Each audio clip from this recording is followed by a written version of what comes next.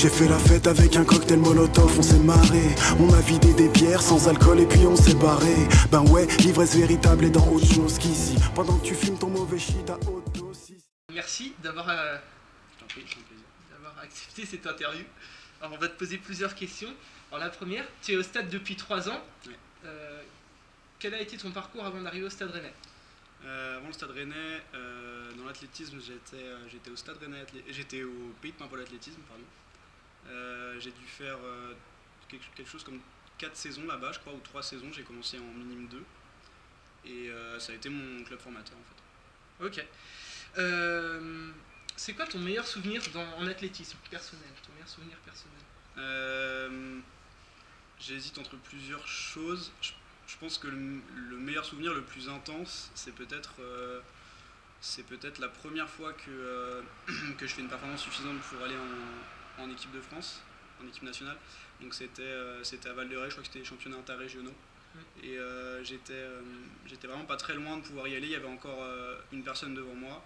Ils prenaient 2 personnes, je crois, pour le 200. Et finalement, j'arrive sur la finale à aller un peu plus vite que ce gars-là, ce qui fait que je pars. Et c'était vraiment un sentiment vraiment, vraiment intense. Sinon, je pense que l'année dernière, quand je fais 21, je crois que c'était 21 justement. Ouais, le record. C'est ça. Ouais. À côté de Brest, à Saint-Renan. Où là je reviens de blessure, une blessure qui avait duré longtemps, presque 1 an, et où on était juste Marc et moi à la compète, et où c'était vraiment un plaisir partagé, où c'était aussi très fort. Ok. Est-ce que tu fais quelque chose en dehors de l'athlé, ou tu fais que de l'athlé dans la vie? Non, alors en dehors de l'athlé, moi je suis en licence 2 AES au niveau des études. Je fais ma licence 2 en 2 ans, donc là je suis sur ma 2e année. Et l'année prochaine, je vais essayer de rentrer en licence 3 sciences politiques à la fac à Rennes 1. D'accord. Donc à la fac de droit. Sinon, en dehors de ça, je fais du violon. J'ai commencé en mai dernier, donc je fais un peu de musique. Ouais. Après, au-delà de ça, j'ai quelques hobbies, mais c'est vraiment les choses qui me prennent du temps. Ok. Du coup, t'as des horaires aménagés à la fac? Ouais, j'ai des horaires aménagés à la fac. En fait, ce que j'ai décidé de faire, c'était au 2e semestre l'année dernière. Je me suis rendu compte que le rythme que me proposait la fac et ces études-là était un peu trop élevé pour pouvoir suivre de front l'athlé et les études. Ce qui fait que j'ai décidé de couper justement ce 2e semestre et de dire, bah voilà, je fais, je sais plus, je crois que c'était 16 heures de mon emploi du temps hebdomadaire ce semestre-ci. Je ferai les 10 heures suivantes après, ce qui fait que là il va me rester 2 ou 3 blocs à valider au 2e semestre. Ouais. Du coup, comment s'organise une journée ou une semaine? Alors, les journées c'est assez variable. Là en fait en ce moment j'ai déjà validé tout ce que j'avais validé au 1er semestre, ce qui fait que mes journées elles sont, j'ai pas d'obligation au niveau de la fac. Je vais quand même suivre des cours à la fac pour continuer à garder un contact et parce que c'est des cours qui m'intéressent, donc je vais avoir à peu près 8 heures de cours par semaine. Okay. À côté de ça, je suis en train de passer mon permis, donc j'ai des heures de conduite aussi qui me prennent du temps. Le mardi, j'ai le violon aussi, j'ai l'entraînement, donc c'est assez variable finalement les journées, mais on va dire que finalement mes journées sont quand même assez remplies. Et tu t'entraînes combien d'heures dans une semaine? Dans une semaine, on va dire qu'en moyenne, je pense qu'une séance va faire environ 2 heures. Je m'entraîne 6-7 fois par semaine, donc on va dire que ça va faire entre 12, 13, 14 heures. Ok. Quand tu t'es inscrit dans un club d'athlétisme, ouais, c'était exclusivement pour faire du sprint ou t'es arrivé un peu là par hasard? Alors c'est-à-dire qu'en fait moi j'ai fait un petit peu, j'ai fait quelques sports avant l'athlétisme, dont le foot. En fait ça a été le dernier sport que j'ai fait avant de commencer l'athlétisme. Et au foot en fait c'est avéré que j'étais pas très bon, surtout techniquement, pour être honnête. Et du coup au foot on me disait bah tu cours vite, et puis je me suis dit bon bah si je cours si vite que ça, pourquoi pas aller faire de l'athlétisme. C'est ce que j'ai commencé à faire. Alors au début j'avais surtout des qualités forcément de fréquence, donc je me suis orienté naturellement vers le sprint. Comme j'étais en minime, il y avait des triathlons forcément, donc il me fallait 2 autres épreuves. Je me suis orienté donc vers le 100 mètres, le saut en longueur et le lancer de poids. Donc le saut en longueur c'était disons correct, et le lancer de poids c'était pas très bon, mais donc je me suis orienté naturellement vers le sprint tout en faisant un peu d'autres épreuves. J'ai fait aussi quelques épreuves combinées à ce moment-là, donc j'ai pas fait que du sprint. D'accord. Pour rester sur le sprint, quelle sensation cela te procure quand tu cours une course de sprint, que ce Ouais. soit un 50, un 60, du coup un 100, un 200. Alors le 100 et le 200 c'est très différent en fait. On va dire que ce que moi je préfère sur le sprint, c'est la sensation de vélocité, la sensation de vitesse gestuelle. C'est ce que je préfère retrouver, c'est ce que je préfère faire à l'entraînement aussi, les séances de vitesse gestuelle, c'est ce qui me plaît le plus. Donc c'est vraiment ça que j'aime. Alors c'est aussi pour ça que j'aime beaucoup le 200, parce que dans le 200, on a forcément le virage, et le fait de pouvoir serrer au maximum à la corde, ça force à mettre forcément beaucoup de cadence, et j'adore cette sensation. J'adore aussi le replacement dans la ligne droite à la sortie du virage, donc c'est vraiment cette sensation-là qui me plaise le plus. Et du coup, c'est quoi ta distance de prédilection? 100 mètres, 200 mètres ou 400 mètres? On t'avait aussi essayé le 400 mètres. Ouais. Alors, ce serait quoi? Bon, le 400 mètres, c'était, comme tu l'as dit, un essai. Je pense qu'il y en aura d'autres. C'était vraiment une très bonne expérience, le 400 mètres.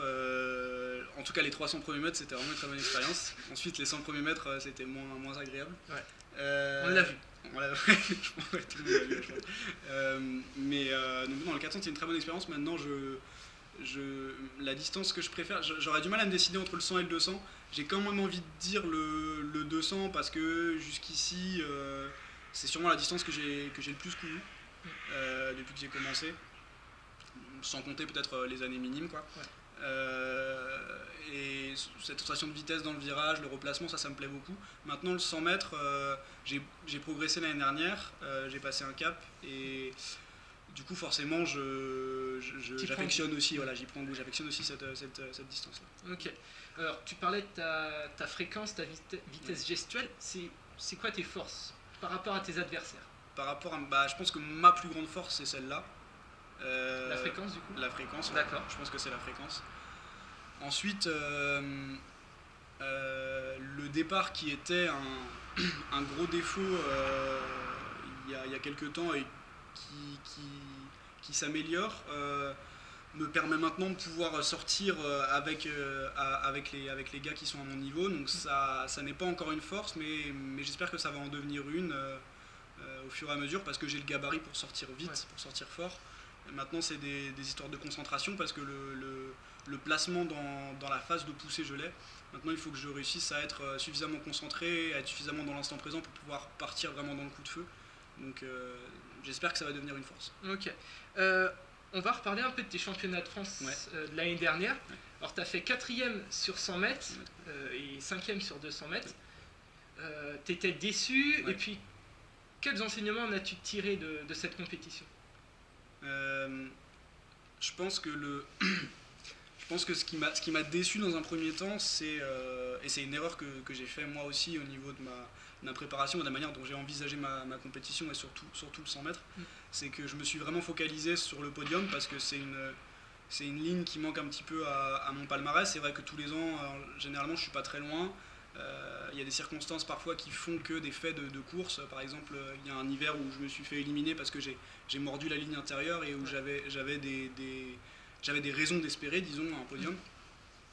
Et bon, du coup, ça fait que tous les ans, je me focalise un petit peu là-dessus, au lieu de penser d'abord à ma course, à ma technique, ce qui fait que mes adversaires, je vais me focaliser plus sur eux que sur moi. Et donc je vais parfois perdre un petit peu de ma concentration sur les courses. Donc je pense que la déception, elle venait de ça. Donc, si j'avais comment dirais-je, un enseignement à tirer, ce serait de rester vraiment focalisé sur moi, et ça me permettra aussi sûrement d'être moins déçu, puisque si je suis focalisé sur moi et sur mes sensations, bah je vais forcément prendre plus de plaisir, c'est sûr. Donc, du coup, cette sorte d'échec à Tomblaine va te permettre d'être plus fort à l'avenir. Bah, plus fort, et surtout, j'espère, c'est vraiment vers ça que je veux tendre. Au-delà de la performance, c'est vraiment être plus serein dans ma pratique, et prendre plus de plaisir au-delà du fait de gagner, de faire deuxième, d'atteindre un objectif. Je veux vraiment prendre du plaisir à courir, c'est vers ça que je veux tendre. Donc j'espère que ça va me permettre de progresser là-dessus. Alors, pour ceux qui n'étaient pas à Tomblaine, faut quand même dire que tu as couru en 10-22 au premier tour du 100 mètres, alors avec un léger vent favorable de plus 7 mètres par seconde. Alors, ça fait quoi de se dire voilà, j'ai couru en 10-22? Ça apparaît sur ta fiche FFA, même si. Bien sûr. Dans un premier temps, quand je termine la course, je vois sur le panneau d'affichage 10-22. Dans ma tête, je me dis que c'est sûrement une erreur chronométrique, donc Ouais. j'évite de m'enflammer.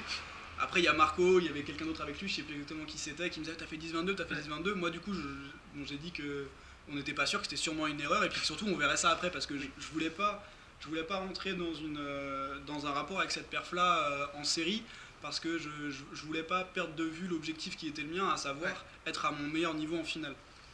Donc cette perf là, après coup, je m'en suis rendu compte finalement il y a assez peu de temps, il y a peut-être un mois, je me suis dit ouais mais c'est vrai, t'as fait 10-22 quoi. Donc dans la vie d'un sprinter, je pense pour beaucoup de sprinters c'est énorme. Ouais. Après j'évite de trop m'enflammer vis-à-vis de ça, étant donné qu'il y avait beaucoup de vent. Mais en te voyant courir, on avait l'impression.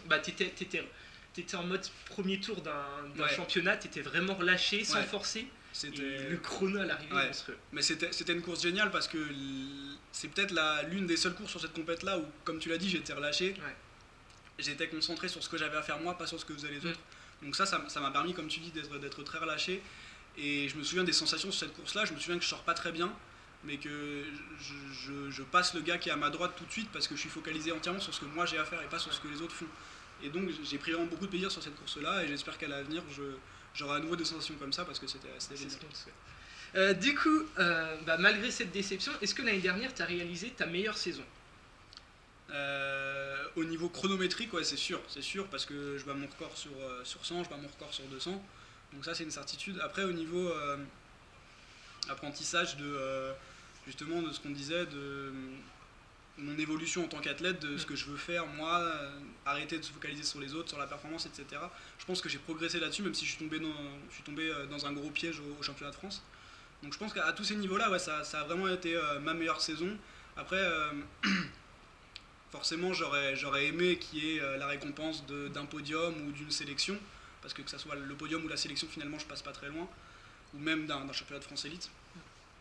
Mais j'en garde un très bon souvenir. En parlant de championnat de France, tu étais qualifié. Avec un 10-42 comme tu as fait. Avec un 10-42, j'ai été qualifié, mais je l'ai fait quelques jours trop tard en fait. C'est ça. Tu l'avais fait ici à Courtemanche. Exactement, à Courtemanche. Sur un meeting TA. Du coup, on va voir un peu dans le futur maintenant, le futur proche. Comment va se dérouler ta saison 2015-2016 et quels sont tes objectifs? Alors, si on parle de la saison hivernale dans un premier temps, j'aimerais même me concentrer.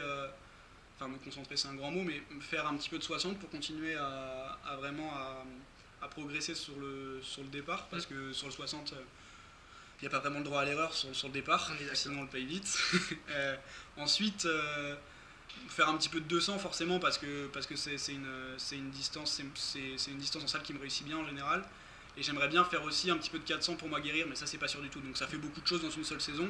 Maintenant, j'aimerais bien que ma saison hivernale en fait me serve surtout à travailler sur les points que je veux travailler et que ça soit pas forcément une saison de laquelle j'attends beaucoup en termes de performance ou en termes de chrono, mais que je puisse vraiment me permettre de travailler en compétition sur des points précis. Ensuite, si on veut parler de la saison estivale, il y a les championnats méditerranéens Espoir qui sont un objectif parce que l'année dernière j'étais pas très loin de faire les championnats d'Europe Espoir, donc ça veut dire que le niveau requis, j'en suis pas très loin, je suis même à peu près dedans, ça va dépendre de ce que font les autres forcément, c'est comme à chaque fois, mais je suis pas très loin. Ensuite, j'aimerais pas me porter la poisse en disant que forcément j'aimerais bien faire un podium, mais j'aimerais bien faire un podium, maintenant j'essaierai de pas voir ça comme un objectif majeur, et enfin peut-être pas majeur, mais ouais, et peut-être pas comme un objectif final, parce que finalement j'aurai d'autres opportunités pour faire ça, mais en tout cas ça reste un objectif, et continuer à progresser sur 100, sur 200, et pourquoi pas justement faire un petit peu de 400, parce que j'ai commencé à faire des séances dans ce but-là. Ok. Et à moyen ou long terme, d'ici je sais pas 5 ou voire 10 ans, peut-être 10 ans ce serait un peu trop tard, mais on sait jamais, comment tu te vois en tant qu'athlète, ou qu'est-ce que tu espères?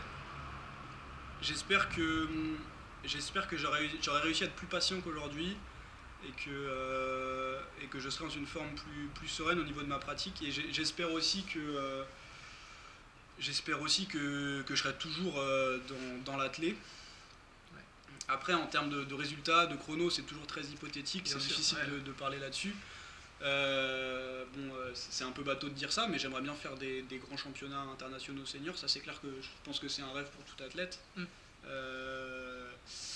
Après, en termes de chrono, forcément c'est difficile, je veux continuer à progresser sur ce que je fais, sur ce que je sais faire, et puis j'espère que j'aurai toujours un cadre d'entraînement, un groupe d'entraînement, un club aussi sympa qu'aujourd'hui parce que je prends beaucoup de plaisir tous les jours à m'entraîner, donc j'espère que ça continuera comme ça. En parlant de groupe d'entraînement, Ouais. tu es coaché par Marc, Ouais.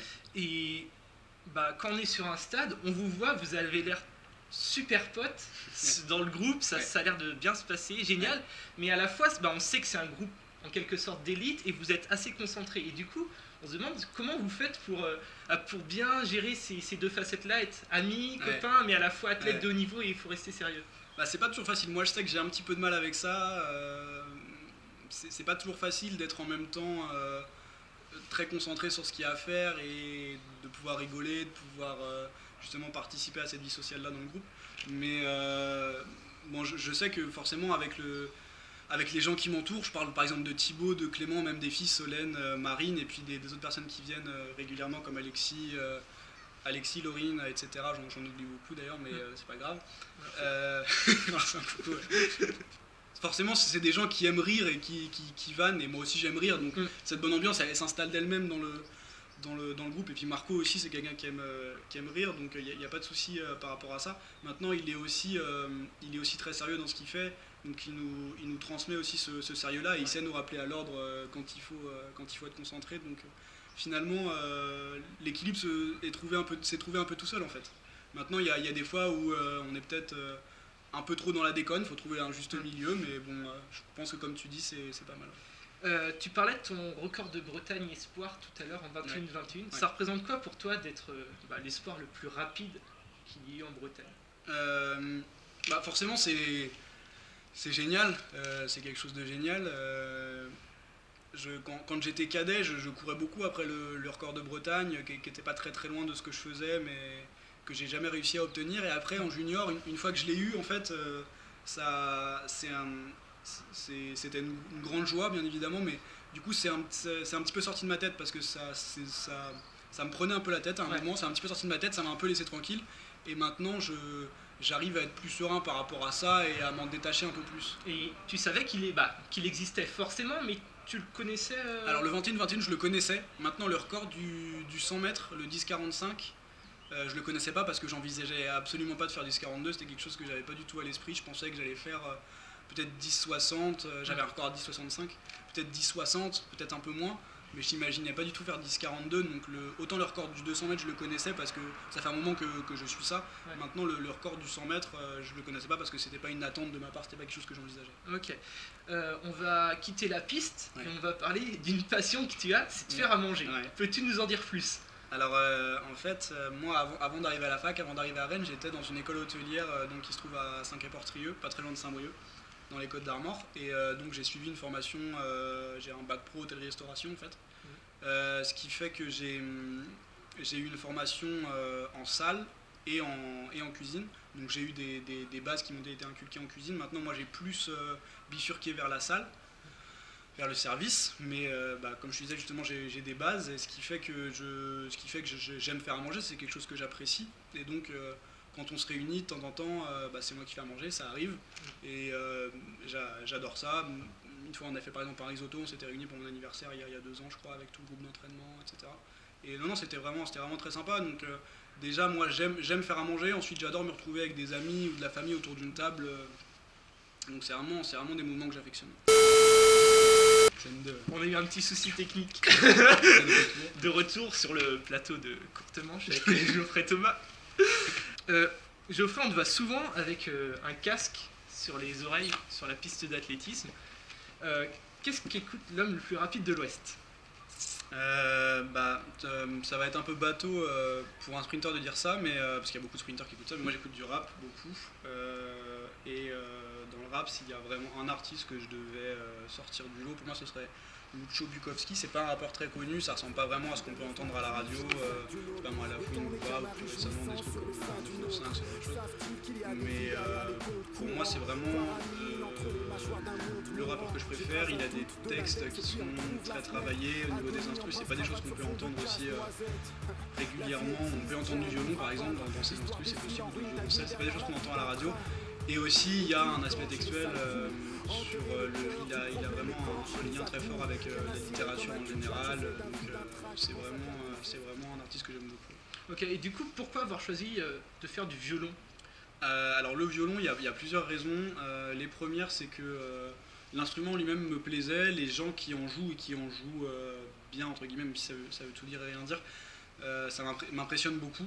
Le côté nomade de l'instrument, le fait qu'on puisse le transporter, et puis aussi la beauté de l'instrument en lui-même. Je trouve que c'est un instrument qui n'a pas énormément évolué depuis très longtemps. J'ai vu par exemple il y a peu de temps un violon du 19e siècle qui a quasiment le même aspect que le mien.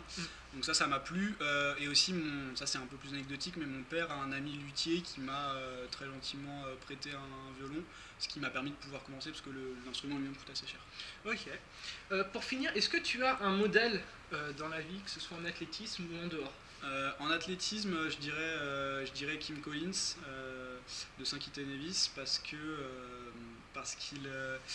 en fait, ce qui m'impressionne beaucoup chez lui, c'est sa longévité, sa pugnacité, le fait qu'il n'ait pas lâché, qu'il continue d'atteler même à 39 ans, qu'il ait battu son record cette année. Je suis très impressionné par ça. Alors après, certains disent qu'il est dopé, etc. parce que justement il a 39 ans et qu'il est à son meilleur niveau. C'est possible, je sais pas, c'est très difficile d'avoir un avis là-dessus. Bon, en tous les cas, moi, c'est un personnage qui me plaît. Ok, bah merci Geoffrey d'avoir accepté de répondre à nos questions. Je te remercie. Donc Geoffrey, on va passer aux questions qui ont été posées sur les réseaux sociaux. Ouais. Alors comme je te disais, il y en a eu énormément. Beaucoup de personnes ont voulu te poser une question. J'ai dû en sélectionner que 3 malheureusement. Du coup, la première question, c'est de Christophe Kotmelek qui te pose la question: que penses-tu de la salle Robert Poirier et comptes-tu y perfer? La salle Robert Poirier, c'est un super instrument de travail et de compétition pour tout l'athlétisme breton et surtout l'athlétisme rennais, parce qu'on va être amené à l'utiliser plus que les autres. Moi, j'y ai fait quelques séances depuis le début de l'année, j'ai vraiment apprécié. Si on veut parler de la piste, c'est vrai que la piste elle répond bien. En même temps, on sent que c'est quand même beaucoup moins dur qu'à courte manche ici, et ça va être un peu plus soft pour tout ce qui est musculaire, période, etc. Donc non, moi je pense que c'est un super instrument de travail. Je pense que ça va permettre aussi aux gens d'être un peu plus motivés pour aller s'entraîner. C'est vrai que quand il fait 0, -5, même si ça n'arrive pas très souvent, c'est pas très motivant. Quand la piste est verglacée, pareil, même si ça n'arrive pas souvent, c'est pas très motivant. Et c'est dangereux. Donc c'est un très bel instrument et je trouve ça vraiment génial qu'on puisse bénéficier de ça en Bretagne et à Rennes.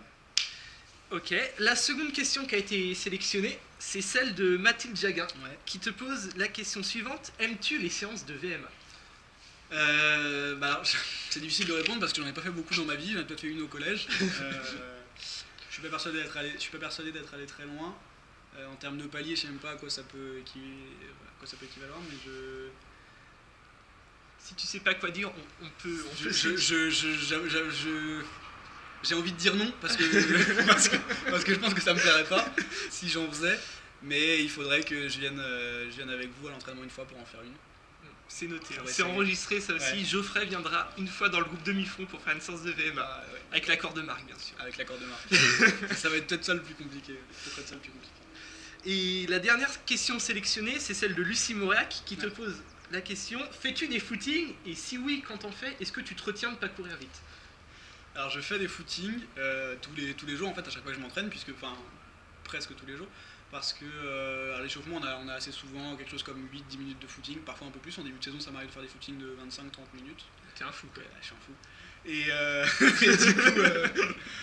du coup, est-ce que je dois me retenir de pas courir trop vite? Bah non, parce que la plupart du temps non, parce que sinon je termine pas mon footing. Donc Lucie, je pense que si on fait un footing ensemble, on sera à la même allure. Tu iras peut-être même plus vite que moi parce que je suis assez réservé sur le footing. Donc c'est dans la boîte, hein. Lucie, Geoffrey t'invite à faire un footing, donc à toi d'accepter ou non. Exactement.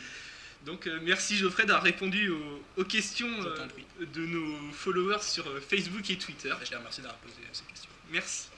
La vie existe, j'ai un livre à peindre. L'histoire défile en ruine taillée derrière la vue d'un train.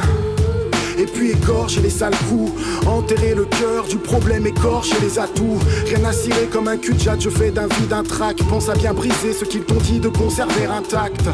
Lève mon ibiki et trinque rêveur, mais mon oreille interne nage moins bien la brasse clé.